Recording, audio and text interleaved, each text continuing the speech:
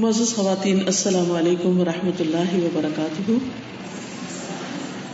نحمده ونصلی علی رسولہ الکریم، اما بعد فاعوذ باللہ من الشیطان الرجیم، بسم اللہ الرحمن الرحیم، رب اشرح لی صدری ویسر لی امری واحلل عقدۃ من لسانی یفقہوا قولی۔ میری عزیز بہنوں، آج ہم شکر کے موضوع پر کچھ گفتگو کریں گے۔ اللہ سبحانہ وتعالیٰ نے جو کتاب ہم پر نازل کی، یعنی ہمارے لیے بھیجی، ہماری ہدایت کے لیے، ہماری رہنمائی کے لیے، اگر ہم دیکھیں تو اس کا آغاز ہوتا ہے الحمدللہ رب العالمین سے، کہ سب تعریف، سب شکر اللہ رب العالمین کے لیے۔ حقیقت یہ ہے کہ اللہ تعالیٰ کی ہم پر بے شمار نعمتیں ہیں، اتنی کہ جن کو ہم گن بھی نہیں سکتے۔ وَإِن تَعُدُّوا نِعْمَتَ اللَّهِ لَا تُحْصُوهَا۔ خود ہماری ذات کے اندر، ہمارے آس پاس، زمین و آسمان میں کچھ ایسی ہیں کہ جن کو ہم دیکھتے ہیں، کچھ ایسی ہیں کہ جن کو ہم دیکھتے بھی نہیں اور ان کا ادراک بھی نہیں کرتے، ان کو جانتے بھی نہیں۔ حقیقت یہ ہے کہ کائنات کی ہر چیز کسی نہ کسی طرح ہماری خدمت میں لگی ہوئی ہے۔ ہم پر کیا لازم آتا ہے ان تمام چیزوں کو پہچانے، مانے اور ان پر اللہ تعالیٰ کا شکر ادا کریں کہ اس نے ان سب کو ہماری خدمت میں لگایا ہے۔ قرآن پاک میں آتا ہے وَسَخَّرَ لَكُم مَّا فِي السَّمَاوَاتِ وَمَا فِي الْأَرْضِ۔ اس نے تمہارے لیے مسخر کیا ہے جو کچھ آسمانوں اور زمین میں ہے، یعنی انسان کے فائدے کے لیے کام کر رہا ہے۔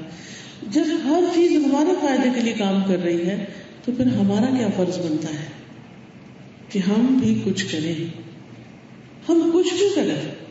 اس کا ان چیزوں میں سے کسی چیز کو کوئی فائدہ نہیں ہے جو ہمیں فائدہ پہنچا رہا۔ مثال کے طور پر اگر آپ دودھ پیتے ہیں اور آپ بکری کا شکریہ ادا کرتے ہیں یا آپ بکری کے لیے کچھ کرنا چاہتے ہیں، اس کو تو کچھ فائدہ نہیں، اس کو تو احساس بھی نہیں کہ آپ اس کے لیے کیا کر رہے ہیں۔ جو بھی چیز ہم دیکھتے ہیں کائنات میں، جتنی بھی چیزیں، ان میں سے کچھ بہت زیادہ فائدے کی ہیں اور کچھ محض اپنے وجود کے ساتھ اس دنیا کو رونق بخش رہی اور ہر طرف خوبصورتی پھیلا رہی، لیکن ان کو اپنے وجود کا کچھ بھی احساس نہیں۔ مثلاً پھول کو نہیں پتا وہ کتنا خوبصورت ہے، تو اس کی خوبصورتی کس کے لیے؟ اس کے رنگ، اس کی نزاکت، اس کے شیڈ، اس کی پنکھڑیاں، یہ ساری چیزیں کس کے لیے؟ اگر آپ صرف ایک پھول پر ہی غور کرنا شروع کر دیں، یا اس کے اندر پائی جانے والی خوشبو یا اس کا رنگ، تو یہ سب کچھ پھول کو تو کچھ فائدہ نہیں دے رہا۔ اس سے نہ پھول کا پیٹ بھر رہا ہے اور نہ ہی پھول کو خود کوئی اس سے لذت حاصل ہو رہی ہے۔ اس کا تن، دھن، من کس کے لیے؟ انسان کے لیے۔ انسان اس کو دیکھتا ہے، اس کی خوشبو سونگتا ہے، اس سے فائدہ اٹھاتا ہے اور پھر اس سے بعض اوقات بہت سے اور مختلف چیزیں بناتا ہے، جیسے دوائیاں وغیرہ بنتی ہیں یا ہماری صحت یا غذا کے کام کچھ پھول آتے ہیں۔ تو یہ سب کچھ جب ہمیں فائدہ پہنچا رہا ہے تو ہم جواباً ان کو کچھ بھی نہیں دیتے، دے بھی نہیں سکتے۔ لیکن ہمیں کرنا کیا ہے کہ جس نے اس کو ہمارے لیے بنایا ہے ہم اس کے شکر گزار ہوں، ہم اس بات کو ماننے والے ہوں کہ یہ اسی کی طرف سے ہے، اسی نے ہمیں دیا ہے، کوئی اور نہیں دینے والا۔ یعنی اللہ سبحانہ وتعالیٰ ہی نے اس کو بنایا ہے، اسی نے اس کے اندر ہمارے لیے فائدے رکھے ہیں، یہ اسی کا ہم پر احسان ہے، لہذا اس نعمت پر ہم اس کے شکر گزار ہیں اور ہم اس کے ساتھ کسی اور کو شریک نہیں کرتے۔ تو گویا شکر ادا کرنے کے لیے ضروری ہے کہ ہم شرک سے پوری طرح بچنے والے ہیں، کہ جس کی طرف سے نعمت آئی ہے اسی کے لیے اس کو مانیں اور پھر اس کی اطاعت کریں، اس کے وفادار بن جائیں، اس کے آگے جھکیں، اور مزید بھی اگر ہمیں کوئی ضرورت ہے تو اسی کی طرف رجوع کریں۔ جیسے ابن عباس رضی اللہ تعالیٰ عنہ کو نبی صلی اللہ علیہ وسلم نے فرمایا تھا کہ اذا سألت فاسأل اللہ، جب تم مانگو تو اللہ سے مانگو، وَإِذَا اسْتَعَنْتَ فَاسْتَعِنْ بِاللَّهِ، اور اگر مدد چاہیے تو اللہ سے مدد مانگو۔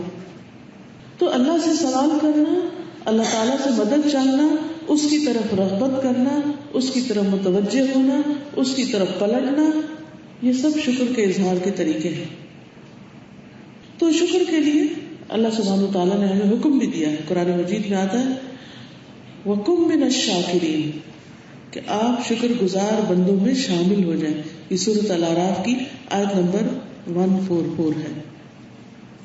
اور اس شکر کا اظہار صرف کسی ایک مخصوص وقت میں نہیں ہوگا بلکہ دن کے مختلف حصوں میں ہم شکر ادا کرتے رہیں. مثلاً جب ہم نیند پوری کرنے کے بعد صبح اٹھیں تو پہلا کلمہ ہماری زبان پر کیا ہونا چاہیے؟ الحمدللہ الذی احیانا بعدما اماتنا والیہ النشور. کہ اللہ کا شکر ہے جس نے موت کے بعد ہمیں زندگی عطا کی ہے, اس نیند کے بعد ہمیں جاگنے کی توفیق دی اور اسی کی طرف پھر اکٹھے ہونا ہے, جمع ہونا ہے, پھر اٹھایا جانا ہے, یعنی اسی کی طرف ہمیں پلٹنا ہے. تو اس سبق کو یاد کرنا. پھر اسی طرح صبح اٹھتے ہیں تو بھوک لگی ہوتی, جب کھانا ملتا ہے تو کیا کرنا چاہیے؟ اللہ ہی کا نام لے کر کھانا چاہیے اور کھانے کے بعد اللہ ہی کا شکر ادا کرنا چاہیے. پیاس لگتی ہے, پانی ملتا ہے, پانی پیتے ہیں تو کیا کرنا چاہیے؟ اللہ تعالیٰ کا شکر ادا کرنا چاہیے. اللہ تعالیٰ ایسے بندے سے محبت کرتا ہے کہ جو نعمت کے ملنے پر شکر ادا کرتا ہے. اور پھر اس کا وعدہ ہے لئن شکرتم لأزیدنکم, اگر تم شکر ادا کرتے رہو گے تو میں تمہیں نعمتیں اور زیادہ دوں گا. یعنی ان نعمتوں کی حفاظت بھی ہوگی اور ان میں اضافہ بھی ہوتا چلا جائے گا. تمہارا حال پہلے سے بہتر ہوتا چلا جائے گا.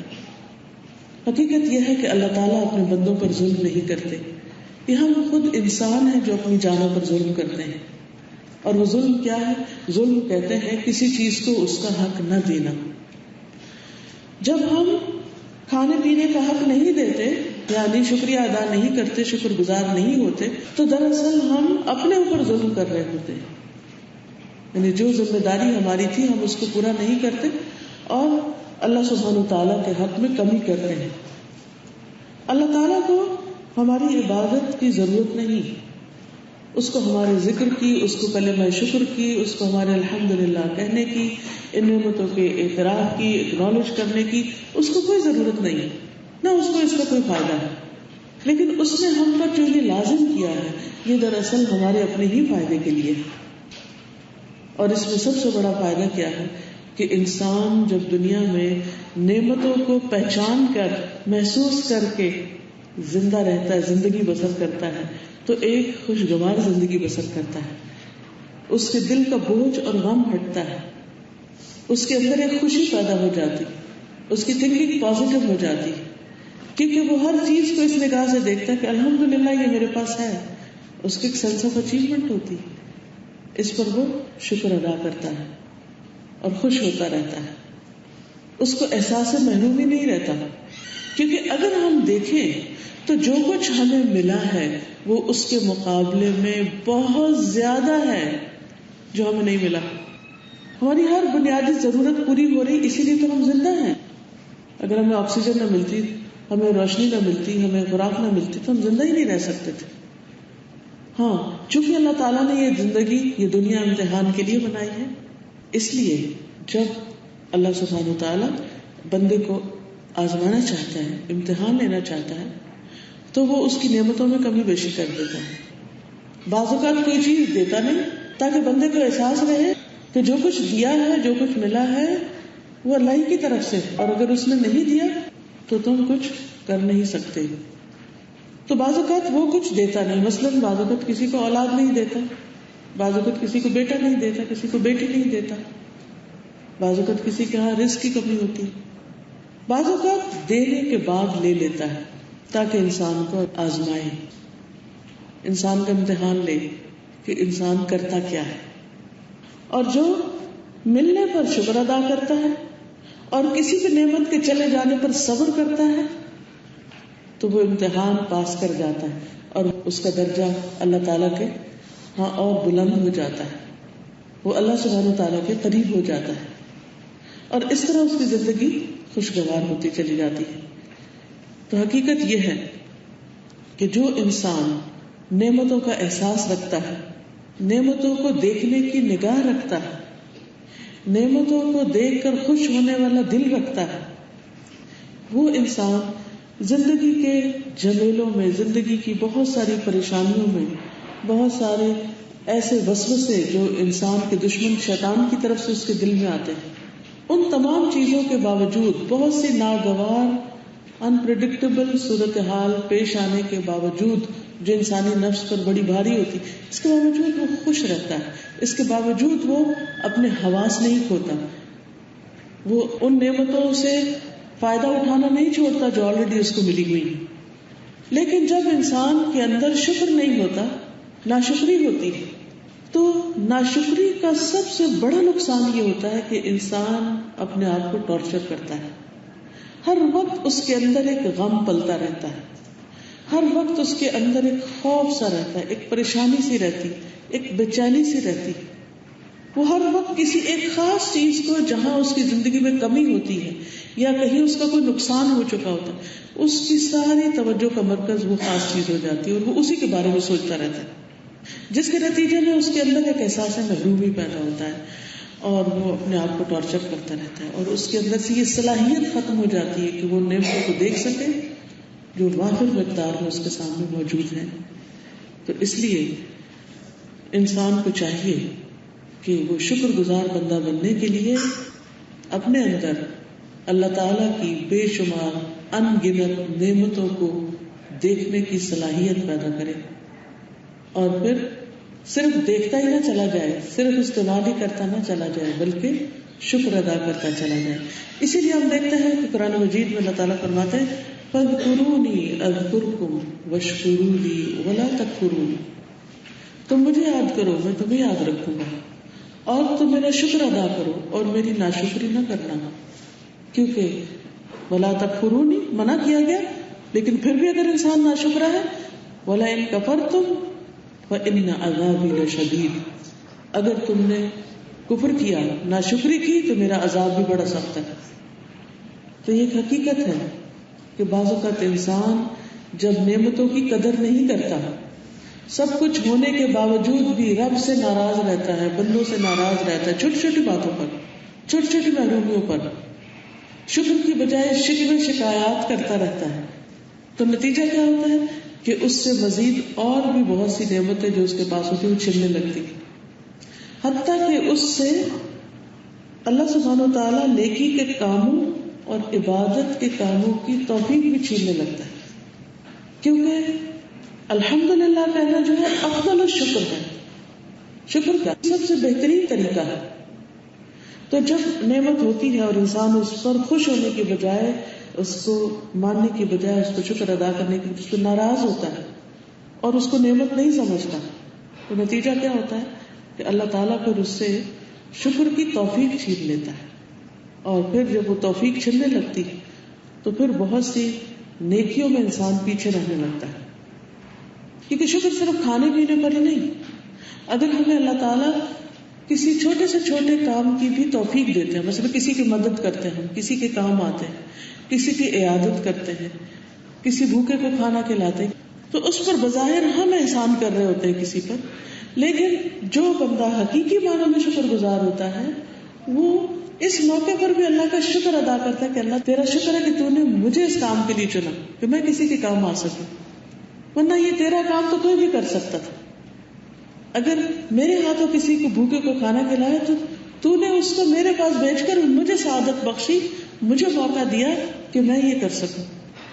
اور جو ناشکرا انسان ہوتا ہے اس کا طرز عمل اس کے بالکل برعکس ہوتا ہے. وہ اس نیکی کو اپنے لیے ایک بوجھ سمجھتا ہے، ایک مصیبت سمجھتا ہے، اور وہ اس کام کو اپنے لیے پریشانی بنا لیتا ہے. نتیجتاً خود بھی بیزار ہوتا ہے، خود بھی اس کام کے کرنے کو انجوائے نہیں کرتا، اور جو آس پاس کے لوگ ہوتے ہیں ان کو بھی تکلیف دیتے. اسی لیے اللہ سبحانہ وتعالیٰ فرماتے ہیں وَلَا تُبْطِلُوا صَدَقَاتِكُمْ بِالْمَنِّ وَالْأَذَىٰ، اپنے صدقات کو احسان جتا کر، اذیت دے کر ضائع مت کرو، اس کو ضائع مت کرو. کیوں؟ اس لیے کہ جب انسان اچھا کام کر لیتا ہے، کسی انسان کے ساتھ احسان کرتا ہے اور پھر اس کو تکلیف دیتا ہے، تو پھر نتیجہ کیا ہوتا ہے؟ یہ ایک ناشکری کی کیفیت ہوتی ہے، اور نتیجہ میں پھر انسان کو اس سے وہ موقع چھننے لگتا ہے اور نیکی کی وہ کیفیت اس سے دور ہونے لگتی ہے. ہم دیکھتے ہیں کہ اللہ سبحانہ تعالیٰ کے جتنے بھی پسندیدہ بندے رہے، خواہ وہ انبیاء میں سے ہوں، صدیقین، شہداء، صالحین میں سے، ہمیشہ اللہ تعالیٰ کے شکر گزار رہے. اللہ تعالیٰ کے ایک صالح بندے لقمان علیہ السلام کے بارے میں قرآن مجید میں آتا ہے وَلَقَدْ آتَيْنَا لُقْمَانَ الْحِكْمَةَ أَنِ اشْكُرْ لِلَّهِ وَمَن يَشْكُرْ فَإِنَّمَا يَشْكُرُ لِنَفْسِهِ. ہم نے لقمان کو حکمت عطا کی اور وہ کیا تھی؟ أَنِ اشْكُرْ لِلَّهِ، کہ اللہ کے شکر گزار ہو. اور جس کو حکمت مل گئی اس کو تو خیر کثیر مل گئی، بہت بڑی دولت مل گئی. اور یہ حکمت کیا ہے؟ یہ حکمت وہ صلاحیت، وہ بصیرت، وہ روشنی ہے کہ جس کے ساتھ انسان بہترین فیصلے کرتا ہے. کسی بھی کام کے اندر ہمیشہ آپ نے دیکھا ہوگا کہ انسان ڈبل مائنڈیڈ ہوتا ہے. مثلاً یہاں آپ کو آنا تھا، کہیں اور جانا تھا، تو آپ ڈبل مائنڈیڈ، اچھا یہاں جاؤں وہاں جاؤں، یہ کروں وہ کروں یا نہ کروں. حتیٰ کہ چھوٹے چھوٹے کام جو ہم گھر میں کر رہے ہوتے ہیں ان میں بھی ہم بعض اوقات، جیسے کھانے میں پکا رہے ہیں تو اچھا یہ ایک ڈالوں کہ دو ڈالوں. اب دونوں میں سے جو ڈیسیژن آپ لیں گے اس کے مطابق نتیجہ نکلے گا. مثلاً آپ سبزی بنا رہے، آپ سوچتے ہیں اس میں پیاز ڈالوں یا نہ ڈالوں. ایک چھوٹی سی بات، آپ اگر ڈالتے ہیں تو ٹیسٹ اور ہوگا، نہیں ڈالتے تو ٹیسٹ اور ہوگا. ابھی ایک فیصلہ تھا جو آپ کو کرنا تھا. اب بہترین فیصلہ کس کا ہوگا؟ جس کو اللہ سمجھ دے کہ کہاں پیاز ڈلتا اور کہاں نہیں ڈلتا. اور پھر ایک دفعہ ڈالنے کے بعد اگر غلطی ہو گئی تو اس سے جو ٹیسٹ میں فرق آیا اگلی دفعہ وہ اپنے آپ کو اس سے روک لیتا ہے. بالکل اسی طرح زندگی کے باقی کاموں میں بھی کس وقت مجھے کیا کرنا چاہیے. اور بعض اوقات نیکی کے بڑے بڑے مواقع ہوتے ہیں، سامنے پڑے ہوتے ہیں، لیکن چونکہ سمجھ نہیں ہوتی، عقل نہیں ہوتی، توفیق نہیں ہوتی، فائدہ نہیں اٹھا پاتے اس سے. مثال کے طور پر نیکیوں میں سے ایک بہت بڑی نیکی والدین کا دل خوش کرنا ہے. بعض اوقات والدین ہمارے گھر ہوتے ہیں، ہمارے سامنے بیٹھے ہوتے ہیں اور ہمیں توفیق نہیں ہوتی کہ ہم ان کا دل خوش کریں. ایک شخص ابن عباس کے پاس آیا، کہنے لگا کہ مجھ سے قتل ہو گیا ہے اور میں بہت نادم ہوں، بہت پریشان ہوں، میری معافی کی کوئی صورت ہو سکتی؟ مجھے کوئی نیکی کا کام بتائی کہ میں کچھ کروں تاکہ وہ گلٹ ختم ہو، وہ توبہ قبول ہو. انہوں نے کہا کہ کیا تمہاری ماں زندہ ہے؟ ان کا کہ نہیں زندہ نہیں. کہا خالہ زندہ ہے؟ جاؤ اور اس کے ساتھ احسان کرو، اس کا دل خوش کرو. بعض اوقات ہماری اپنی ماں نہیں ہوتی، ساس ہوتی ہے، لیکن ساس کو ماں ہی کوئی نہیں سمجھتا. اتنا بڑا نیکی کمانے کا موقع ہمارے گھر میں موجود ہوتا ہے لیکن ہم سارا جلتے کودتے رہتے ہیں، یہ کیا لائبلٹی ہو گئی، ہم پر ذمہ داری پڑ گئی. حالانکہ اگر ہم احسان کا رویہ اختیار کریں، بعض اوقات ایسا تو بزرگ بیمار ہوتے ہیں، چڑچڑے ہوتے ہیں، تکلیف میں ہوتے ہیں، تو وہ دل کے برے نہیں ہوتے لیکن ان کی تکلیفیں ان کی مسکراہٹ ختم کر دیتی. جب انسان ینگ ہوتا ہے نا تو امنگیں ہوتی ہیں دل میں، نئے نئے کام کرنے کے شوق اور بلبلے اور جذبے ہوتے ہیں، تو انسان اپنے خیالوں میں مسکراتا رہتا ہے، بہت سی چیزیں اس کو خوش کرنے والی ہوتی. لیکن جو انسان وقت کے ساتھ ساتھ بڑا ہوتا ہے، ذمہ داریاں بڑھتی چلی جاتی، جسم ساتھ چھوڑتا چلا جاتا ہے، تکلیفیں بڑھتی اور غم بڑھتے چلے جاتے ہیں، جس کے نتیجے میں انسان کو اب اپنے سامنے موت نظر آ رہی ہوتی، تو obviously وہ مسکرانا بھول جاتا ہے، وہ خوش ہونا بھول جاتا ہے. اس کے کھانے پینے کی خوشیاں، اس کے کسی بھی چیز میں شریک ہونے کی خوشیاں کم ہونے لگتی ہیں. اب نتیجہ کیا ہوتا ہے کہ جو آس پاس کے ینگ بچے ہوتے ہیں وہ نہیں سمجھ پاتے کہ ان کو بزرگوں کو کیا ہے. وہ بس ان کو بلیم کرنا شروع کر دیتے ہیں کہ یو وری ٹو مچ، آپ تو کسی چیز میں خوشی نہیں ہے، ہماری ساس تو ہم سے کبھی خوشی نہیں ہوئی، ہم کچھ بھی کر لیں. وہ اس وجہ سے نہیں کہ آپ میں کوئی خرابی ہے، اس وجہ سے کہ خود ان کے اندر ایسی تکلیف ہے کہ وہ نہیں خوش ہو پا رہے، لیکن ہم سمجھتے نہیں کیونکہ حکمت ہی نہیں ہے، سمجھ ہی نہیں ہے. تو نتیجہ کیا ہوتا ہے کہ ہمارا رویہ درست نہیں ہوتا. اب آپ دیکھیے کہ جس شخص کو حکمت مل گئی، اور اس کا تعلق ضروری نہیں کہ کسی بزرگی عمر کے ساتھ ہے، بعض ینگ لوگ بھی بہت سمجھدار ہوتے ہیں، جس کو یہ بات سمجھ آ گئی، دوسرے کی پوزیشن سمجھ آ گئی، دوسرے کی تکلیف سمجھ آ گئی، تو وہ کیا کرے گا؟ وہ اس کو مہلت دے گا، اس کی جگہ پر کھڑا ہو کر سوچے گا، اور اپنے لیے جو نیکی کا موقع ہاتھ ہے اس کو نہیں کمائے گا، احسان کرنا شروع کر دے گا یک طرفہ طور پر کہ یہ میرے بزرگ ہیں، یہ میرے لیے برکت کا باعث ہے. کیونکہ حدیث میں صاف طور پر آتا ہے البرکۃ مع اکابرکم، برکت تمہارے بزرگوں کے ساتھ ہے، بڑوں کے ساتھ ہے. ماں ہے تو ٹھیک ہے، ماں نہیں تو خالہ، خالہ نہیں تو ساس، ساس نہیں تو کوئی ساس یا اماں کی بہن، ابا کی بہن، دادی، نانی، کوئی بھی خاندان میں بزرگ، یا مردوں میں سے دادا، نانا، چچا، کوئی بھی بڑے. تو اگر ان میں سے کوئی بھی موجود ہو، پاس موجود ہو یا کہیں اور، انسان کے لیے بہت بڑی نیکی کا موقع ہے کہ مومن کو خوش کر دے. اور اگر مومن کو خوش کر رہا ہے تو مومنوں میں سے سب سے بڑا حق والدین کا ہے کہ ان کو خوش کر دے. اب ہو سکتا ہے کہ آپ ایک دفعہ ٹرائی کریں، 2 دفعہ کریں، 3 دفعہ کریں، وہ نہیں خوش ہو رہے، تو پھر آپ کو غور و فکر کرنے کی ضرورت ہے کہ کون سی چیز انہیں خوش کرتی. مثلا ہو سکتا ہے کہ ان کو ان کے بچوں کا تذکرہ، ان کو اپنی کوئی پرانی یاد ہے وہ خوش کرتی، یا ان کے اوپر کوئی بوجھ ہے، کوئی بات وہ سلجھا نہیں پا رہے، کوئی چیز ان کو بادر کر رہی تو وہ غم بانٹنا، اس مسئلے کا حل تلاش کرنا. یہ ساری وہ چیزیں ہیں کہ جس سے انسان دوسرے کی مدد کر سکتا ہے. اب یہ جو مواقع ہیں، ان مواقع کا ملنا اور اس پر خوش ہونا اور ان مواقع کو اویل کرنا، یہ شکر ادا کرنا ہے. ہم سمجھتے ہیں کہ شاید نیکی کمانا جو ہے وہ بہت آسان ہے اور ہر وقت ایک آئیڈیل سچویشن ہوگی جس میں ہم اچھے اچھے کام کریں گے تو ہم بہت ثواب کما لیں گے. بعض اوقات انسان بہت کچھ کر کے نہیں، صرف کسی ناپسندیدہ چیز پر صبر کر کے، شکر ادا کر کے بہت بڑا مقام پا سکتا ہے. بعض اوقات ایک انسان کے لیے اللہ تعالیٰ نے بہت بلند درجہ رکھا ہوتا ہے مگر اس کا عمل اتنا نہیں ہوتا کہ اس درجے تک پہنچ سکے. وہ کوشش کرتا ہے مگر کامیاب نہیں ہوتا. تو ایسے میں اللہ تعالیٰ اس کو کسی امتحان میں ڈال دیتے ہیں اور اس امتحان میں وہ صبر کرتا ہے، اللہ سبحانہ و تعالیٰ سے راضی رہتا ہے. تو اللہ سبحانہ و تعالیٰ اس صبر اور شکر اور رضامندی کی وجہ سے اس کا درجہ بلند کر دیتے اور اس اعلی مقام تک اس کو پہنچا دیتے. لیکن یہ ساری باتیں کس کو سمجھ آئیں گی؟ اسی کو جس کو اللہ تعالیٰ سمجھ دے گا.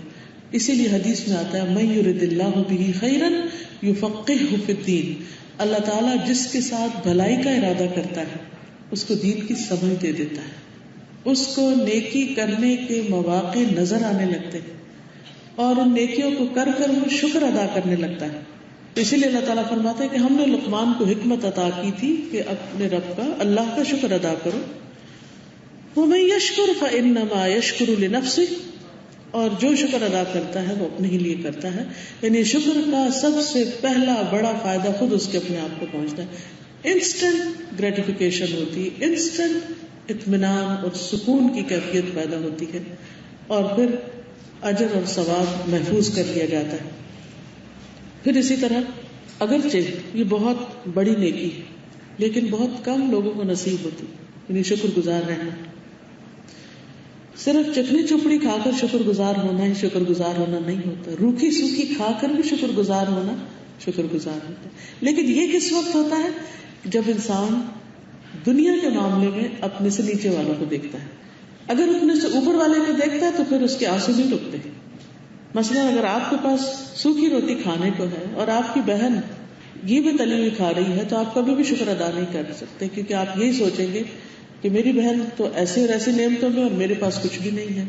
آپ کے حلق سے آنسو نیچے گرتے چلے جائیں گے، اندر ہی اندر روتے رہیں گے، آپ خوش نہیں ہو سکتے. لیکن اگر آپ دوسری طرف ان لوگوں کا سوچ لیں کہ جن کو سوکھی روٹی بھی کھانے کو نہیں ملتی، تو آپ کو سوکھی روٹی کا ایک نوالا بھی بہت مزہ دینے لگے گا، آپ اس کو بھی انجوائے کرنے لگیں گے کہ اللہ تیرا شکر ہے کہ ہے. کتنے ہی لوگ ایسے ہیں جن کے پاس یہ بھی نہیں ہے. تو اس لیے کبھی بھی کسی چیز پر اگر دل چھوٹا ہونے لگے، اگر یہ خیال آنے لگے کہ میری تو قسمت پھوٹی ہوئی ہے اور میرے پاس تو کچھ بھی نہیں ہے اور میرا تو شوہر بھی اچھا نہیں اور میرے تو بچے بھی ایسے ہیں، تو فوراً سوچئے ان لوگوں کے بارے میں کہ جن سے اللہ تعالیٰ نے یہ نعمتیں لے لی ہیں یا ان کے پاس ہے ہی نہیں. اب مثلا بچوں کو پیدا کرنا، بچوں کا پالنا پوسنا، ان کو بڑا کرنا ایک تکلیف دہ عمل ہے اور ایک مسلسل رسپانسبلٹی، ایک مشکل کام. اس میں 2 طرح کی خواتین ہوتی، کچھ تو ہر وقت بچوں کو کوستی رہتی ہیں اپنے آپ کو، بعض اوقات بچوں کو بددعائیں بھی دینے لگتی ہیں، بعض اوقات ان کو برا بھلا کہتی ہیں، موت تک ان کے لیے مانگنے لگتی ہیں، ایسی بھی مائیں ہوتی ہیں. اور کچھ ایسی ہوتی ہے کہ جو یہ بات سمجھ لیتی ہے کہ بچے تو ایسے ہی ہوتے ہیں اور اسی طرح پلتے ہیں. اور یہ ایک مستقل کام ہے جو کرنا ہے, اسے ایکسپٹ کر لیتی ہیں اس مشکل کو, اور اس کے بعد یہ سوچ کر کہ یہ ہمارے لیے صدقہ جاریہ ہوں گے, یہ ہمارے لیے آنکھوں کی ٹھنڈک ہوں گے, دنیا اور آخرت میں ہمارے لیے خیر بھلائی کا سبب ہوں گے. تو اس خوشی کو سامنے رکھتے ہوئے, اس انجام کو سامنے رکھتے ہوئے, ان ساری تکلیفوں کو, بچوں کی طرف سے آنے والی پریشانیوں کو صبر کے ساتھ جھیلتی رہتی اور شکر گزار رہتی. اب مثلاً بعض خواتین ایسی ہوتی ہیں کہ جن کے بچے بچتے ہی نہیں, ایک پریگنینسی ہوئی وہ ختم ہو گئی, ایک بچہ پیدا ہوا وہ فوت ہو گیا, دوسرا تیسرا, کئی ایسی مثالیں ملتی. اب بظاہر دیکھنے میں تو ہائے بیچاری, لیکن حقیقت یہ کہ ہائے بیچاری نہیں. جس عورت کا کوئی بچہ فوت ہو جاتا ہے اور وہ اس پر صبر کرتی, تو قیامت کے دن وہ بچہ اس کو جنت میں لے جانے کا سبب بنے گا. لیکن اگر دنیا میں ایسی کوئی عورت نظر آئے تو سارے خاندان والے بھی تانے دینا شروع کر دیتے ہیں, اور وہ خود بھی اپنے اندر ایک پریشانی کا شکار ہو جاتی ہے, یا پھر روتے دھوتے زندگی بسر کرتی ہے کہ شاید میں بہت بدقسمت ہوں, کیونکہ سب اس کو منحوس قرار دینے لگتے ہیں. اب وہ اپنا مقام کہاں دیکھ رہی ہے؟ لوگوں کی نظروں میں. حالانکہ وہ اگر اپنا مقام دیکھے اللہ کی نظر میں اور اس صبر کا اجر جان لے اور اپنا آخرت کا انجام سمجھ لے, تو اس کے لیے یہی دکھ اور یہی تکلیف بہت شکر گزاری کا سبب بن جائے گی. بعض اوقات ماں باپ میں لڑائی ہوتی, یعنی ایک طرف بچوں کی تکلیف ہوتی, کبھی ماں باپ کی طرف سے تکلیف ہوتی. ماں باپ کے بیچ میں لڑائی اور بچے ان کو دیکھ دیکھ کے سہم رہے, خوف کا شکار ہیں, پریشانی کا شکار ہیں, دکھ کا شکار ہیں. لیکن ایسے میں پھر دو رویے, ایک رویہ یہ ہے کہ انسان پریشان رہے, اور دوسرا یہ کہ اس موقع پر بھی شکر ادا کرنے والا ہو. اب کیسے شکر ادا کرے, کیسے شکر ادا کرے؟ گھر میں ہر وقت لڑائی فساد ہے. ٹھیک ہے, یہ تکلیف ضرور ہے, لیکن یہ ہے کہ ایٹ لیسٹ ماں باپ ہیں تو صحیح, وہ جیسے بھی ہیں تو صحیح. کیونکہ ماں باپ جیسے بھی ہوں, ان کی آپس میں نہ بھی بنتی ہو, ان میں سے ہر ایک اپنے بچوں کے لیے بہت اچھا ہوتا ہے, ان کے لیے دعائیں کرنے والا, ان کی خیر چاہنے والا. اور حقیقت یہ ہے کہ جو دعائیں ماں باپ مانگتے ہیں اپنے بچوں کے لیے, وہ کوئی اور نہیں مانگتا, اور جس کثرت سے مانگتے. تو اگر آپ کو ماں باپ سے کوئی بھی فائدہ نہ پہنچ رہا ہو, صرف دعاؤں کا فائدہ پہنچ رہا ہو, تو بھی سمجھے کہ آپ خوش قسمت ہیں کہ آپ کو مخلصانہ دعائیں مل رہی ہیں. پھر بعض اوقات ماں باپ فوت ہو جاتے ہیں تو انسان دکھی ہو جاتا ہے. ایسے بھی یاد کیجیے حضور صلی اللہ علیہ وسلم کو, جن کے والد انہوں نے دیکھے ہی نہیں, جن کی والدہ 6 سال کی عمر میں فوت ہو گئی. کیا پہچان ہوتی ہے بچے کو؟ کچھ بھی یاد نہیں ہوتا. لیکن دنیا کے عظیم ترین انسان بن کر اٹھتے ہیں. کبھی بھی سیلف پٹی کا شکار نہیں ہونا چاہیے. میں ایسا کیوں ہوں؟ کیونکہ مجھے اچھا ماحول نہیں ملا.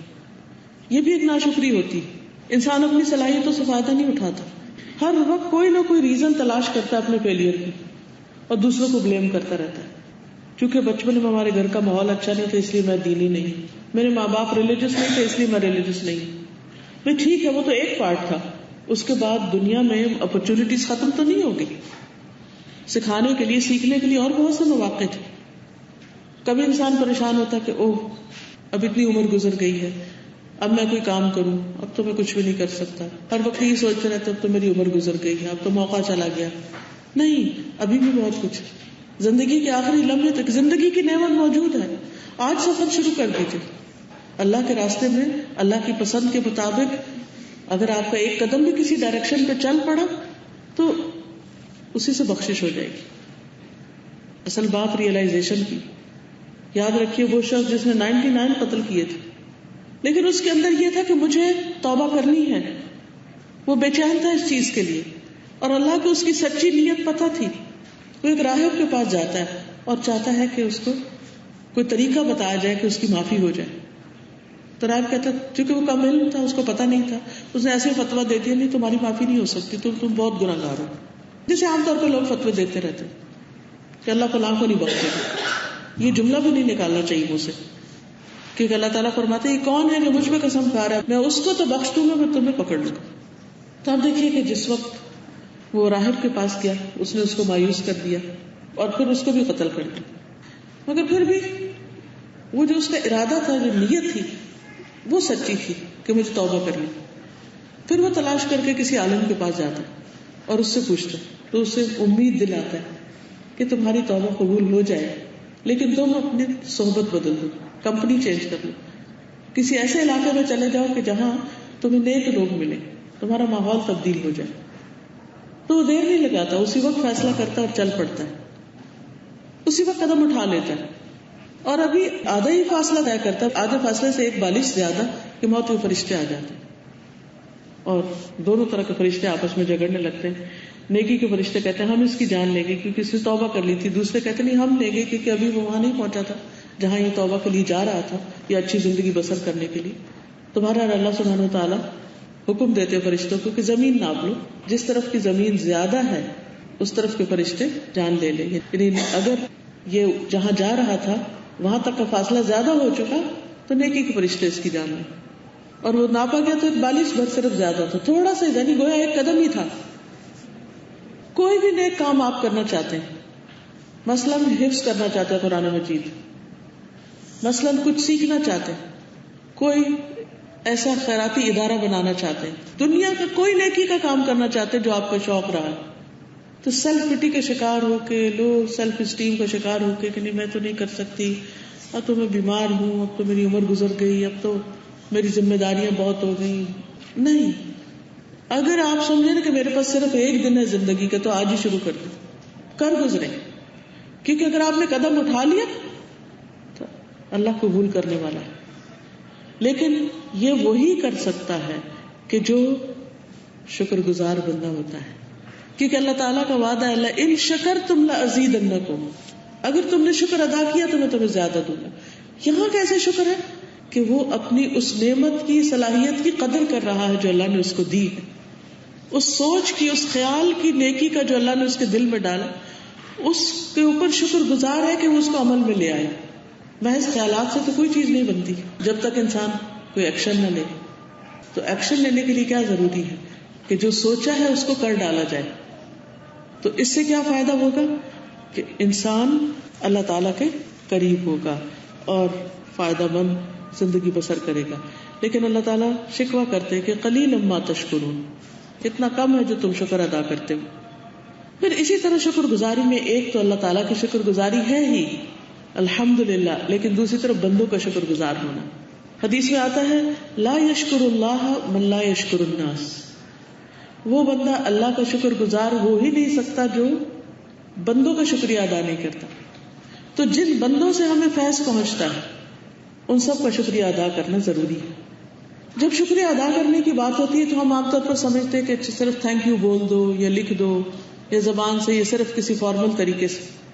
اصل میں شکر گزاری یہ ہے کہ انسان کسی بھی انسان کے کیے ہوئے احسان پر خوشی کا اظہار کرے کہ الحمدللہ میں خوش ہوں. مثلا والدین نے آپ پر جو احسان کیے ان پر والدین کے سامنے خوشی کا اظہار، اس بات کا اظہار کہ میں اس بات پر شکر ادا کرتا ہوں، فخر کرتا ہوں کہ اللہ نے مجھے آپ جیسے والدین دیے. ان کی تعریف کرے لوگوں کے بیچ میں، کیونکہ جو لوگوں کے بیچ میں کسی کی تعریف کر دیتا وہ اس کے شکریہ کا حق ادا کر دیتا ہے. بعض اوقات ایسا بھی ہوتا ہے نا ہم کسی کے منہ پر نہیں بول سکتے، لیکن بیک بائٹنگ کتنی آسانی سے لوگ کر رہے ہوتے ہیں. تو rather than doing back biting کیا کرے انسان؟ دوسروں کی تعریف شروع کر دے، دوسروں کے جو ہم پر احسانات ہیں ان احسانات کا ذکر کرنا شروع کر دے. ماں ہے، خالہ ہے، بہن ہے، دوست ہے، احباب ہے، کوئی بھی ہے. حتیٰ کہ اگر گھر میں میڈز کام کر رہی ہیں تو ان کو بھی شکریہ بولے اور ان کا بھی اچھے لفظوں میں ذکر کرے. عام طور پر لوگ بیٹھے ہوتے ہیں تو نوکروں کے قصے لے کے بیٹھ جاتے ہیں اور ان کی برائیاں اور ان کے مسائل، اور ٹھیک ہے مسائل ہیں کیونکہ اگر ان کی اتنی عقل سمجھ ہوتی تو یہ کام تو نہ کرتے. تو جو کام ان کے حصے میں آیا اگر وہ اس کو پوری طرح نہیں بھی کر پاتے تو جو بھی وہ ایفرٹ لگا رہے ہیں تو اس پر شکر گزار ہونا چاہیے. ایک اور چیز یہ ہے کہ جب انسان شکر گزار ہوتا ہے تو ایک طرح سے انڈائریکٹلی وہ دوسرے کو انکریج کرتا ہے کہ وہ اور آگے بڑھے. مثلا اگر آپ میڈ کا شکریہ ادا کرتے تو عموماً لوگ کہتے ہیں نہیں سر پہ چڑھ جائیں. ٹھیک ہے جب وہ غلط کام کرے تو آپ ان کو ڈسپلن بھی کریں، لیکن جب وہ کوئی اچھا کرے تو نبی صلی اللہ علیہ وسلم نے کیا فرمایا کہ جب تمہارا غلام کھانا پکائے تمہارے لیے تو اس کو اس میں سے کچھ ایک دو لقمے کھلاؤ. اور یہ ایک دو لقمے کھلانا دراصل کیا ہے؟ اس کو شکریہ ادا کرنا، اس کو خوش کرنا کہ ہم اکنالج کر رہے ہیں کہ تم اچھا کام کرتے. اس کو کبھی کوئی گفٹ دے دینا، کسی بھی طرح سے جو ان کے لیے خوشی کا باعث ہوتا ہے، ان کی چھٹی دے دینا، یا دوست احباب سے ملنے کی اجازت دے دینا، یا کوئی اچھا کپڑا لے دینا، یا کوئی اچھا کھانا کھلا دینا، یعنی کوئی بھی طریقہ ہو سکتا ہے کہ جس سے ہم اس بات کا اظہار کریں کہ ہمیں ان سے بھی محبت ہے اور ہم ان کی قدردانی کرتے ہیں۔ جب ان کے اندر ایک اعتماد آئے گا کہ آپ ان کی قدردانی کرتے ہیں تو نتیجہ کیا ہوگا؟ وہ پہلے سے اور زیادہ لائل ہوں گے، اور زیادہ آپ کے وفادار ہوں گے، اور زیادہ آپ کے ساتھ اچھا کریں گے۔ پھر اسی طرح بڑی بڑی چیزوں پر بھی شکر ادا کرنا چاہیے اور چھوٹی چھوٹی نعمتوں پر بھی، کیونکہ حدیث میں آتا ہے من لم یشکر القلیل لم یشکر الکثیر، جو چھوٹی چیز کا شکریہ ادا نہیں کرتا وہ بڑی کبھی نہیں کرتا، کیونکہ یہ پورا ایٹیٹیوڈ ہوتا ہے نا۔ یا تو آپ شکر گزار لوگوں میں سے، کیونکہ اللہ تعالیٰ فرماتے کم من الشاکرین، اپنا نام شکر گزاروں میں لکھواؤ، ان میں شامل ہو جاؤ، نہ شکر لوگوں میں نہیں، شکر گزاروں۔ تو شکر گزاروں میں کیسے ہوں گے؟ جب وہ صفت اتنی زیادہ اندر آ جائے گی کہ پھر اس کے مطابق ہی ایکشن ہونے لگے گے، پھر وہ چھوٹی بات پر اور بڑی بات پر ایک پورا ایٹیٹیوڈ، ایک رویہ، ایک اخلاق، ایک طریقہ زندگی، ایک معاملہ انسان کا ویسا ہی ہونے لگے گا۔ پھر حدیث میں آتا ہے کہ وہ اللہ تعالیٰ کا شکر ادا نہیں کرتا جو لوگوں کا نہیں کرتا، اور اللہ کی نعمتوں کا اظہار شکر ہے اور ان کو چھوڑ دینا ناشکری ہے، اور جماعت پر رحمت اور فرقہ بندی عذاب ہے۔ یہ بھی اسی حدیث کا حصہ ہے، کیونکہ جب لوگ شکر گزار ہوتے ہیں تو ان کے دل جڑتے ہیں اور وہ اکٹھے ہوتے ہیں، اور جب ناشکری ہوتی ہے تو دل پھٹتے ہیں اور آپس میں ڈویژنز ہو جاتی ہیں، جس کے نقصان کیا ہوتا ہے، جس کا نتیجہ کیا ہوتا ہے کہ لوگ پھر ہر کوئی 1.5 اینٹ کی مسجد الگ بنا کے بیٹھ جاتے اور پھر ہر ایک کی کوششیں بکھر جاتی، نتیجتاً مسلمان ایک پوری قوت نہیں بنتے۔ تو شکر گزاری کا ایک فائدہ یہ بھی ہے کہ اس سے دلوں کو جوڑا جا سکتا ہے، دل قریب آتے ہیں۔ حالانکہ اس میں کچھ گھستا نہیں ہے کہ انسان کسی کی بھی ایفرٹ کو اکنالج کر لے کہ ہاں اس کے اندر یہ چیز ہے۔ پھر اسی طرح انسان اپنے عمل سے شکر گزاری کرے، جیسے اللہ تعالیٰ کی عبادت میں کثرت کر کے۔ اب اس کے لیے کیا کرنے کی ضرورت ہے؟ نمازیں تو ہیں ہی فرض، دن میں کوئی نہ کوئی ایک وقت ایسا نکالیں جس میں خالص اللہ کی رضامندی کے لیے نوافل پڑھیں، خواہ وہ تہجد ہو، خواہ وہ اشراق ہو، خواہ وہ نمازوں کے بعد کے نوافل ہو، کسی وقت بھی ہو، کیونکہ سجدہ انسان کو اللہ کے قریب کرتا ہے۔ تو اللہ تعالیٰ کی شکر گزاری کے لیے سجدوں کی کثرت۔ نبی صلی اللہ علیہ وسلم نماز میں اتنا لمبا قیام کرتے کہ آپ کے پاؤں سوج جاتے، تو جب آپ سے کہا گیا تو آپ نے فرمایا افلا اکون عبدا شکورا، کیا میں اللہ کا شکر گزار بندہ نہ بنوں؟ پھر اسی طرح قرآن مجید کے ساتھ تعلق، کیونکہ قرآن مجید اللہ تعالیٰ کا کلام ہے۔ ہر روز مصحف کھولے، کیونکہ اللہ کی کتاب کو کھولنا اللہ تعالیٰ کو پسند ہے، چاہے ایک لائن پڑھے لیکن مصحف ضرور کھولے۔ اور ویسے بھی چاہے آپ کو حفظ ہو، دیکھ کر پڑھنا زیادہ پسندیدہ بنسبت اس کے کہ انسان صرف زبانی حافظے سے پڑھے۔ اللہ کی کتاب، ایک صحابی تو وہ کتاب اٹھاتے تھے رونے لگ جاتے تھے اور اپنے ساتھ لگاتے، اس کو چومتے کہ یہ اللہ کی کتاب ہے اور یہ میرے پاس ہے، اللہ نے میرے پاس بھیج دی، یعنی قرآن سے اپنی محبت کا اظہار کرتے تھے۔ تو قرآن مجید کے ساتھ اپنی محبت، اپنی چاہت، اپنے تعلق کا اظہار کریں، اس کو کہیں چھوڑ نہ دیں شیلف میں کہ بس ٹھیک ہے کسی دن ہم فارغ ہوں گے تو اٹھا لیں گے، نہیں، ان اٹینڈڈ نہ ہو، نگلیکٹڈ نہ ہو، بلکہ روز اٹھائیں، پیار سے اٹھائیں، محبت سے کھولیں اور اس میں سے کچھ نہ کچھ پڑھیں اور اس کو مارک کرتے جائیں، ہر روز جتنا پڑھے اس سے مارک کر لیں، پھر آگے پڑھیں، پھر آگے پڑھیں۔ پھر بعض لوگ 3 دن میں پورا کر لیتے ہیں، بعض 7 دن میں کر لیتے ہیں، بعض 1 مہینے میں کر لیتے ہیں، بعض 2 مہینے میں کر لیتے ہیں، جتنا آپ کر سکیں۔ تو یہ بھی شکر گزاری نعمت ہدایت پر کہ اللہ نے ہمیں یہ نعمت عطا کی۔ پچھلی امتوں کو آپ دیکھیں کہ ان کی کتابیں محفوظ نہیں رہی، ہماری کتاب محفوظ کتاب ہے اور یہ اللہ کا کلام ہے۔ پھر اسی طرح نمازوں کے علاوہ سجدہ شکر، شکر کے نوافل نہیں ہوتے لیکن سجدہ شکر۔ نبی صلی اللہ علیہ وسلم کے پاس جب کوئی خوشی کی بات آتی یا آپ کوئی خوشخبری دیے جاتے تو اللہ کا شکر ادا کرنے کے لیے سجدے میں گر پڑتے، فوراً جھک جاتے کہ اللہ یہ سب کچھ تیری طرف سے۔ عام طور پر لوگ خوشی میں کیا کرتے ہیں؟ اکڑتے ہیں، بازو اونچے کرتے ہیں، ہائے ہو گئے کرتے ہیں، لیکن ایک مومن بندے کی شکر گزاری اللہ کے آگے جھکنے میں. نبی صلی اللہ علیہ وسلم نے مکہ فتح ہونے کے موقع پر شکر کس طرح کیا تھا؟ آپ اونٹ پر سوار تھے. آپ کو معلوم ہونا کہ اس وقت آپ کس طرح بیٹھے ہوئے تھے کہ آپ رو رہے تھے, آنسو آپ کی داڑھی مبارک پر گر رہے تھے, اور آپ اس طرح جھکے ہوئے تھے فزیکلی بھی کہ آپ کی تھوڑی کونٹ کے جاوے کے ساتھ لگ رہی تھی, وہ جو اوپر ہمسا ہوتا ہے نا, اٹھی ہوئی جگہ جو تھی اس کے ساتھ لگ رہی تھی. اور اس طرح آپ شکر ادا کرتے ہوئے داخل ہوئے. بنی اسرائیل کو بھی اللہ تعالیٰ نے حکم دیا تھا وَادْخُلُوا الْبَابَ سُجَّدًا, سجدہ ادا کرتے ہوئے, یعنی سجدہ شکر, نماز پڑھ کے تو نہیں, لیکن یہ کہ جھکتے ہوئے سجدے میں یعنی شکر کرتے ہوئے تم اس دروازے سے داخل ہونا. لیکن انہوں نے ناشکری کی تو اللہ سبحانہ وتعالیٰ نے ان پہ عذاب نازل کیا. تو یہ حقیقت ہے کہ جب بندہ نعمت پاتا اور شکر ادا نہیں کرتا تو پھر اللہ تعالیٰ ناراض ہو جاتا ہے, اور جو شکر ادا کرتا ہے اس پر اتنا اجر ہے, بے پناہ اجر. جیسے حدیث میں آتا ہے الطاعم الشاکر بمنزلۃ الصائم الصابر, کھانا کھا کے شکر ادا کرنے والا صابر روزہ دار کے برابر ہے مقام میں. آپ ایک دن روزہ رکھتے ہیں, صبر کرتے ہیں, آپ کے لیے بہت اجر ہے. اگلے دن آپ روزہ نہیں رکھتے لیکن کھا کر شکر ادا کرتے ہیں, آپ کو اسی طرح اجر مل رہا ہے. تو مومن دو حالتوں میں سے ایک حالت میں ہوتا ہے.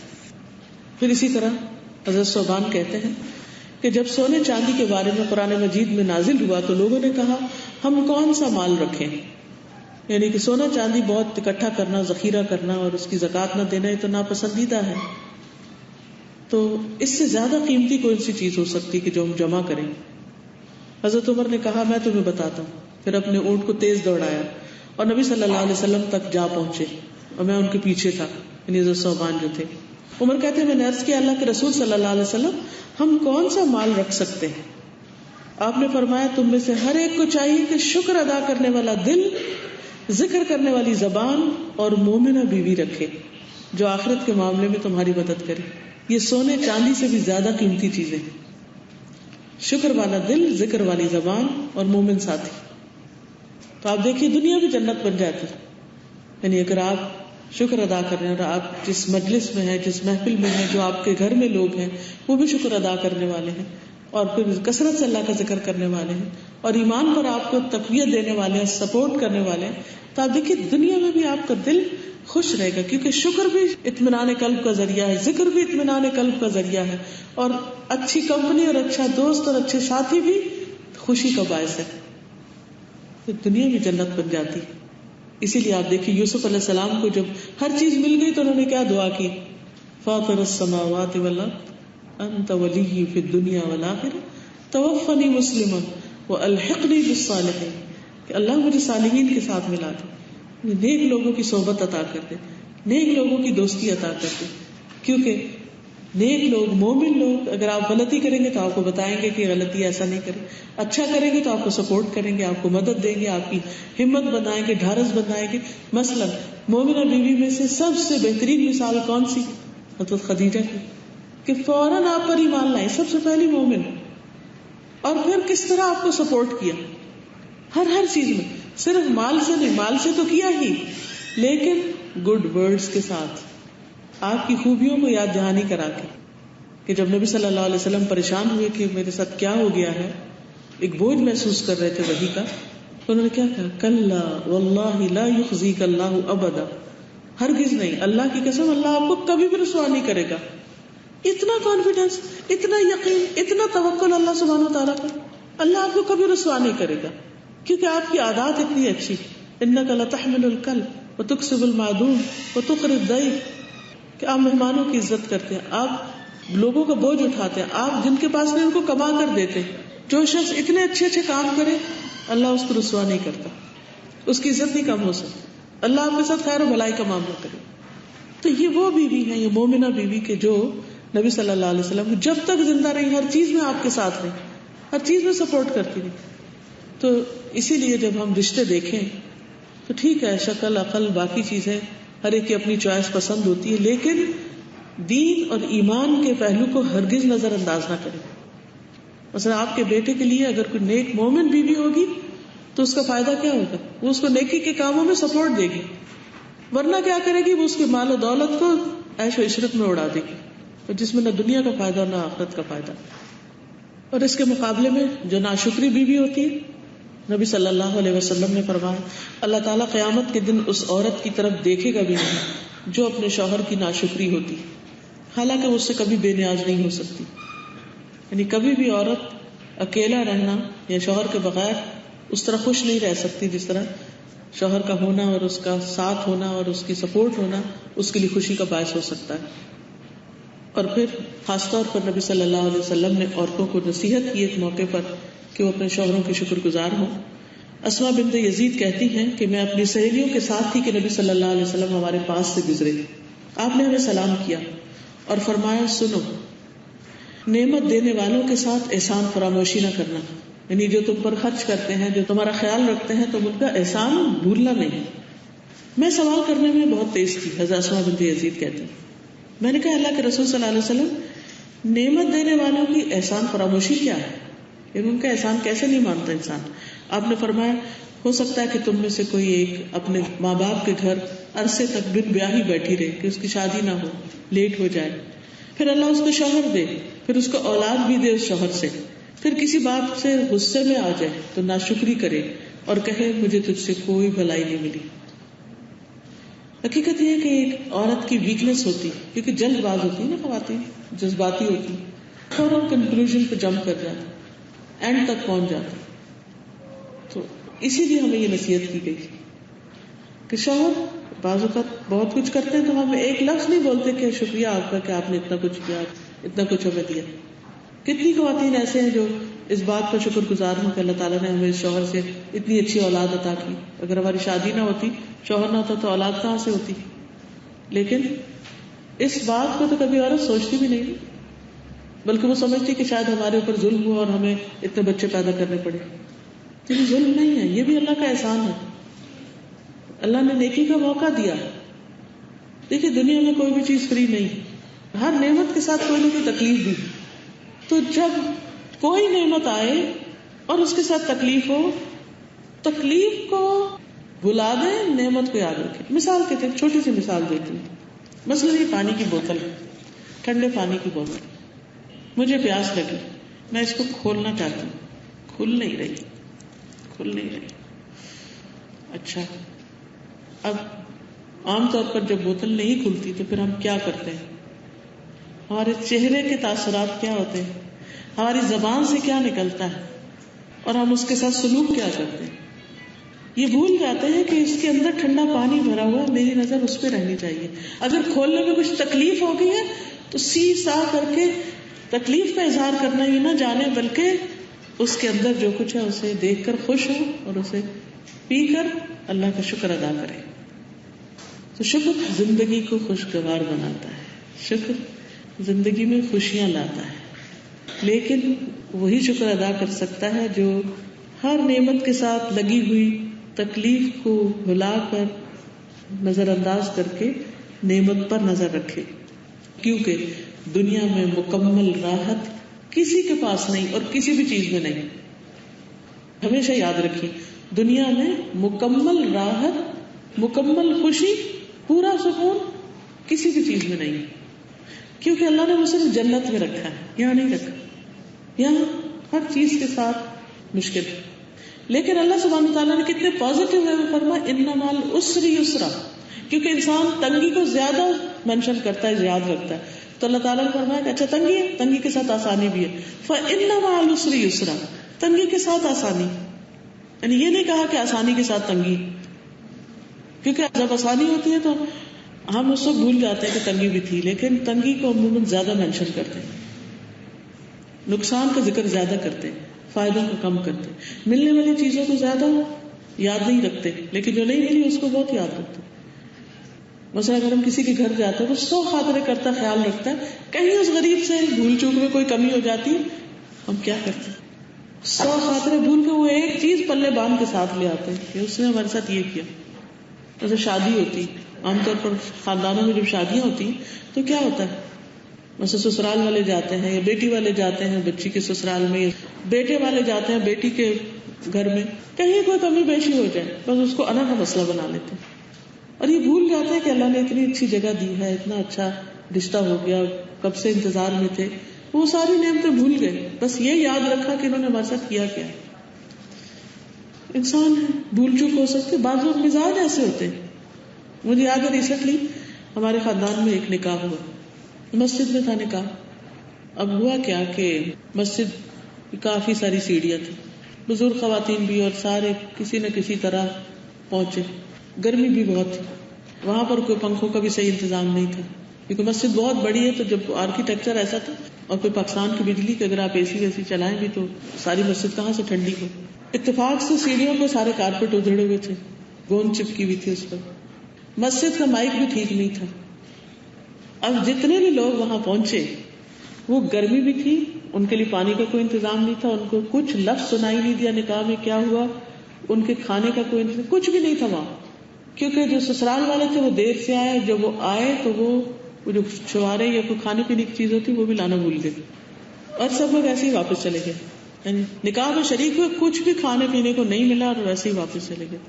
لیکن مجھ سے جب کسی نے پوچھا تو میں نے کہا مجھے تو اتنا مزہ آیا ہے، حالانکہ یہ ساری چیزیں میرے سامنے تھی. میں نے کہا مجھے اتنا مزہ آیا کہ میں اس نکاح کے بہانے اتنے سارے لوگوں سے ملی ہوں اور سب کو دیکھ کر خوش ہوئی ہوں، اور مسجد میں مغرب کی نماز پڑھنے کا موقع مل گیا اور ایک روحانیت کی کیفیت تھی.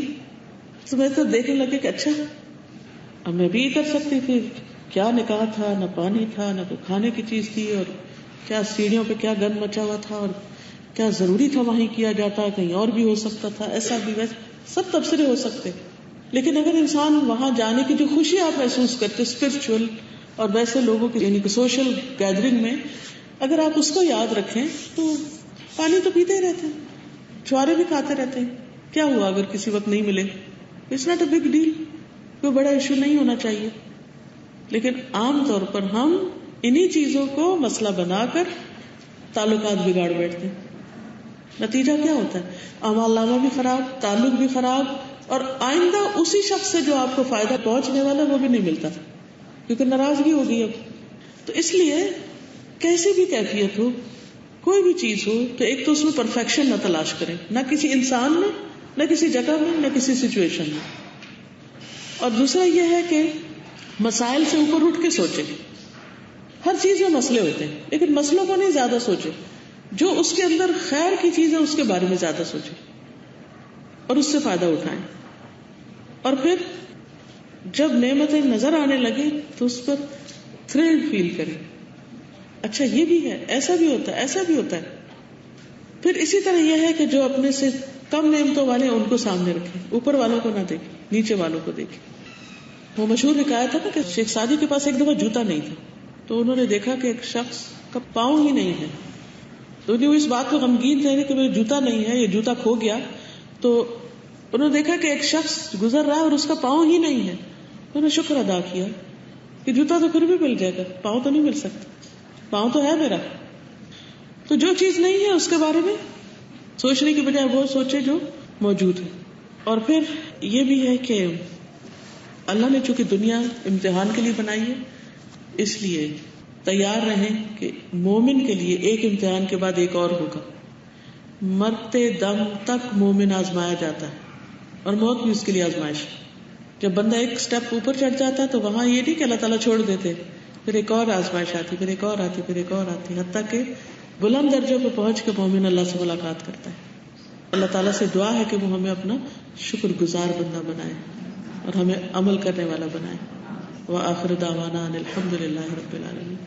اللہ تعالیٰ آپ سب کو بہترین جزائے خیر عطا کرے کہ چھٹی کے دن آپ اپنے وقت میں سے ایک حصہ نکال کر یہاں تشریف لائے اور آپ نے چند باتیں سنی، اور میرے لیے بہت خوشی کی بات ہے کہ آپ سب سے یہاں ملاقات کر رہی ہیں. جزاکم اللہ خیرا. سبحانک اللہم و بحمدک، اشہد ان لا الہ الا انت، استغفرک و اتوب الیک.